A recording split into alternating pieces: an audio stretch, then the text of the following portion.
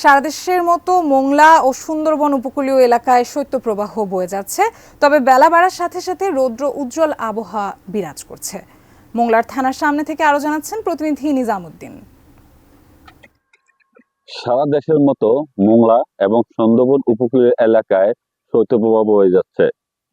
এই শৈত্যপ্রবাহের কারণে বিশেষ করে খেটে খাওয়া মানুষগুলো পড়েছে চরম বিপাকে।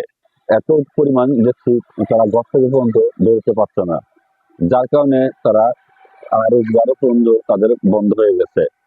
এদিকে মোংলা বন্দরে যেসব জাহাজগুলো অবস্থান করছে, সেসব জাহাজে যারা শ্রমিক রয়েছেন, তারাও প্রচন্ড শীতের কারণে কাজ করতে পারছেন না। এদিকে সুন্দরবন উপকূলীয় এলাকায় যারা বসবাস করছেন, এই উপকূলীয় এলাকার জনগণ বলছেন যে প্রচন্ড ঠান্ডার কারণে তারা সুন্দরবনে যে বিশেষ করে মাছ আহরণ করতে যেতে পারছেন না।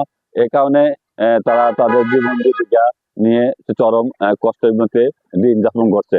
তবে বেলা বাড়ার সাথে সাথেই কিন্তু মোংলা সহ সুন্দরবন উপকূলের এলাকায় রৌদ্র উজ্জ্বল আবহাওয়া বিরাজ করছে, এবং এর সাথে সাথে আস্তে আস্তে করে শীত কিছুটা কমতে শুরু করেছে। এই ছিল মোংলা থানার সামনে শীতের সর্বশেষ অবস্থা।